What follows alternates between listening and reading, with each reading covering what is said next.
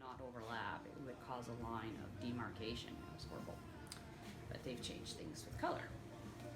So you're going to just go on down. I'm going to do this a little different too because this is going to be white and that's going to change, so I don't have to go all that way. And you do a parting. So normally if you're using one color, you'd go down and part all that out. Then you do quadrants around about like the ear and forward type of thing. What you're doing is making an area that's easier to work with. Oh, it's pretty white right there.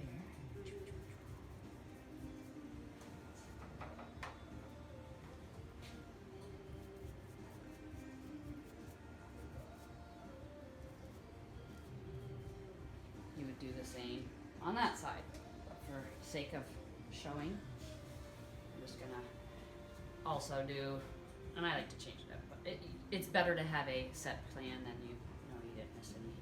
But these are always areas that can be the toughest, especially here. Oh, by the face frame. Yeah. Yes, and you're gonna see it first. So definitely, before you do the interior of it, get it on all your perimeters. Part of the reason white hairs around here do not cover as well is because they're pretty resistant there and they jump out of the color. You want a creamier, a little thicker, pastier as much as possible so it stays in there. And I always go back and hit it a couple more times throughout. The other side. And I do this side. Same thing, part out quadrant.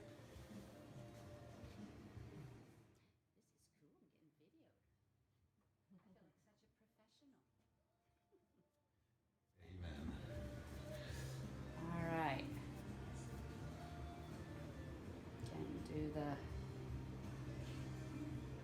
front.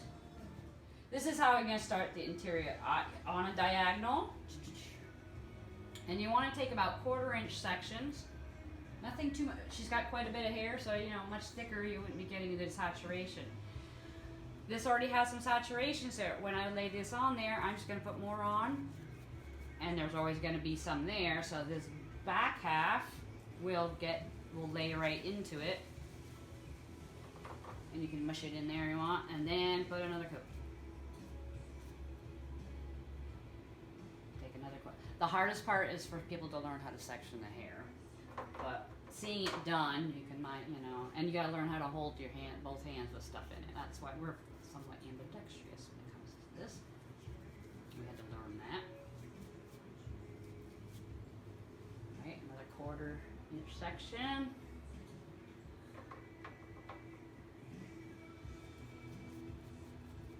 And is there, not like a time limit, but you have to watch the time putting it on because it's... Well, you wanna get it on as quick as possible. Usually it takes me about 20 minutes to really get it all on there good. So the reason being is it's timing as soon as you get it put on. Mm-hmm. But there used to be a time when colors were aggressive and they just kept getting darker and darker and you had to take them off at a particular time. Right. Hair color is not like that anymore.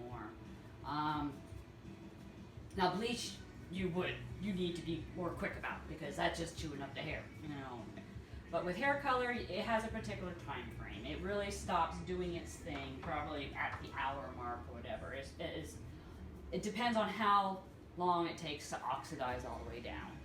So you've got peroxide and it's got to oxidize.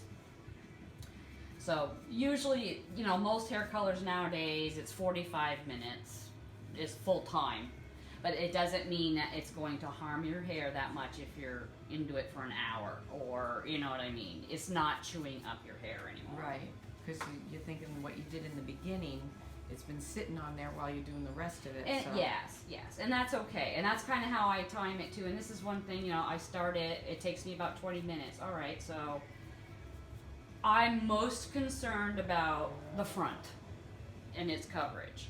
I have learned that sometimes that 20 minutes is still not enough if this section didn't get covered fast enough. You know what I mean? You play around. I learned that with some of my clients. Some clients cover easier. I had to learn how to start doing white hair because all my clients started turning with white hair, and I couldn't do the same things I did when they had natural color hair. And that's something I learned as time went on. But yes, you do have this particular time. And now I'm going over to the other. I mean, it doesn't have to be a perfect diagonal, but you know, you want to set yourself up a nice runway of seeing what you're doing.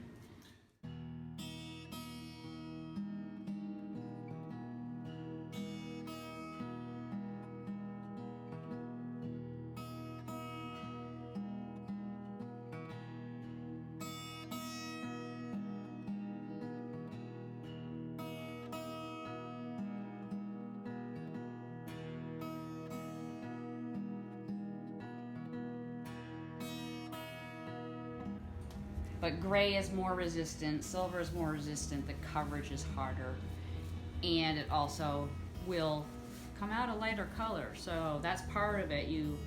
Sometimes as hairdressers, we might not gauge the level correctly, and it might be lighter than what the client expected, even though and a lot of it's the white hair. What does it diffuse down to? How much is really getting in there? Like I was showing you on the chart, there's a difference between put on hair that has some natural color in it still versus just white hair. Alright, so we have the front done. That's the most important. And yes, choosing close to what your eyebrow color is a wise thing. It's probably pretty close to what you were. I always figured that's about what I naturally was. Because I started to go gray probably at 25. It started coming in. And then when the day comes and I just say, I am tired of doing this and I just want to go gray, what's the best way to, do you use like semi-permanent color as it's? Yeah, you're still going to get some coverage even with semi-permanent though. They do make some temporary colors that you can kind of keep putting on your roots for a while. Well, like that spray, that might be something. Yeah, that's what I was just thinking. You know, at the crucial areas, you know. The best really is to let it grow out and get cut off as much as possible.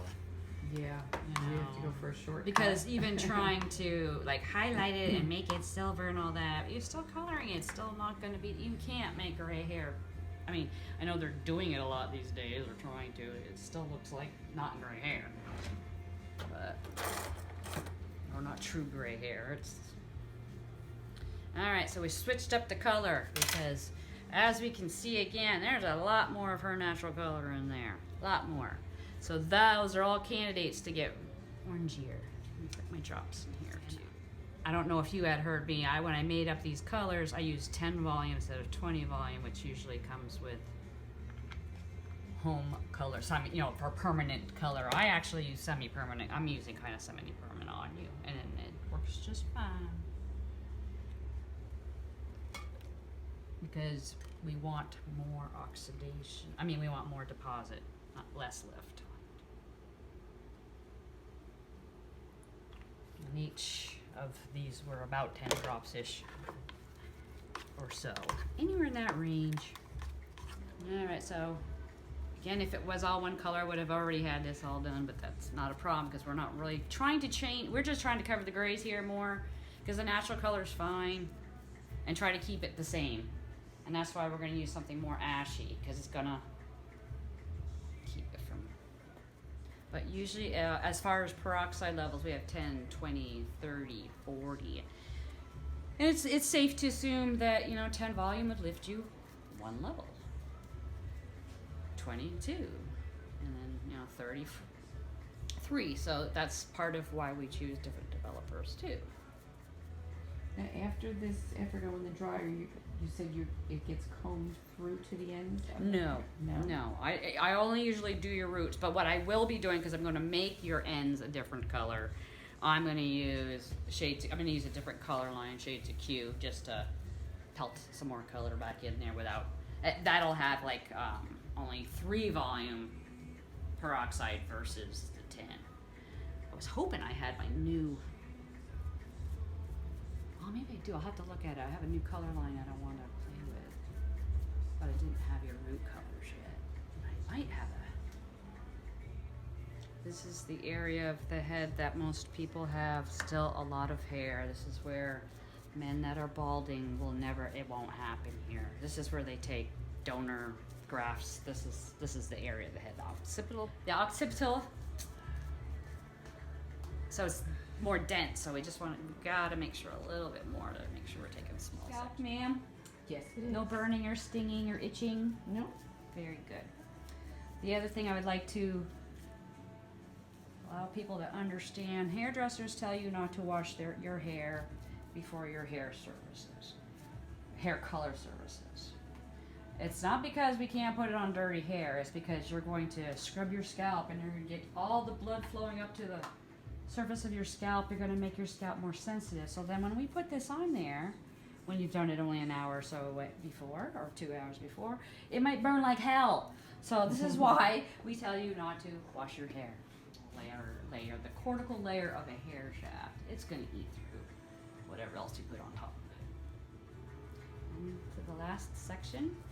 And sometimes I'll switch them up. I might do this one because if I notice it didn't cover as well, not time frame.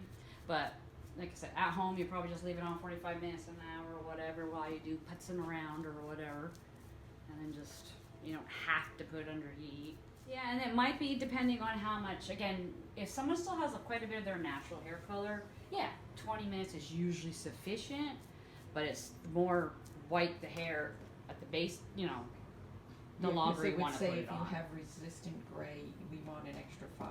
Right, you could probably even do more than that. I was always And afraid again, it would get too dark. Right. No, it won't get darker. And they won't get to a different color. They're not getting. Yeah, that's old color used to be like that. Always play with lighter. You can always add more on safely. It's getting. If you go too dark, and then it's harder. It's much harder. Yeah. And then you just kind of want to quickly look through to make sure that you got all your sections for the most part done. Because you can start seeing it's doing its thing. And make sure you did all your quadrants. Go through, double check. When there is a spot that's missing, the color on it, just pops them on there if you see it. Those are called holidays when there's misted. But by applying it that way, you had a rhyme, a reason, a map, all that good stuff. Then you know where you're at. And you can safely just get it on your roots and not mess around with anything else. A great color remover is just water and jojoba oil or olive oil or whatever. The oils, remove it. So if there's a little bit of extra that you if you got sloppy, you just clean up the edge. And again, you don't want to take out, you have to be careful not to get to where those white hairs are. That's another thing. We try to clean you up so you don't, and if it maybe cleaned it up and didn't get covered, So if you wear glasses. And this is also a great way if you start tinting your eyebrows. They start getting white hairs in there. You can use your same hair color and tint your eyebrows. And it's thick enough that it wouldn't bother it. It wouldn't trip. And then you can use this. That's how I remove color from eyebrows. And this part is only if you're putting it under heat and doing all this other stuff. At home you just walk around like this if you want. If you wanted a little added heat, you could always have a cap to put it on, let your own body heat. Now we're going to sit in our dryer for a little bit.